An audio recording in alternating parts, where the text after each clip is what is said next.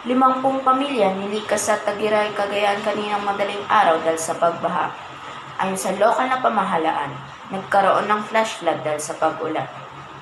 Sa bayan ng Caballera sa barangay Tagatorque, nilikas din ang mga pamilya dahil sa pagbaha.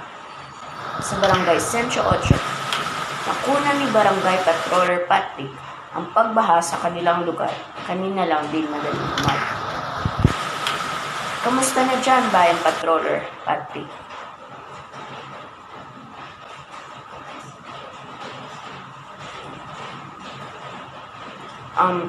Kamusta na dyan, Bayan Patroller?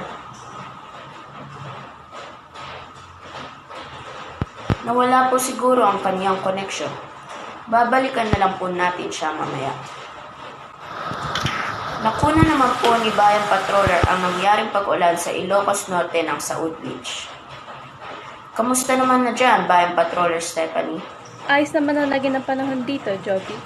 Ngunit, kaninang madaling araw, hindi nakapangisda mga mangisda dahil sa lakas ng pag-alon.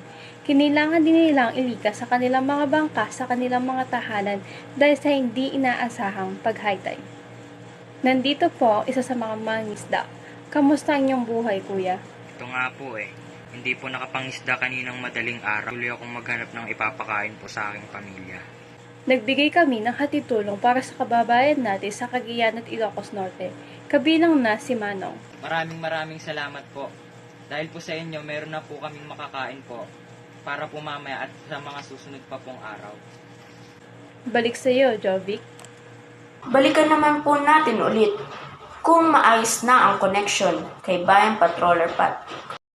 Nandito po tayo ngayon sa Barangay Centro 8 sa Cagayan. Tumila na po ang ulan, ngunit meron mga kalsada at tulay na hindi madaanan dito, Kuya Jovic, dahil sa pagbaha at pagguho ng lupa. Balik sa iyo, Kuya Jovic. Maraming salamat, Bayan Patroller Patrick. Tignan naman natin ang lagay ng panahon para bukas, Princess. Ito naman ang bantay ng panahon para bukas. Mayroon tayong binabantayang bagyo na parating sa Pilipinas.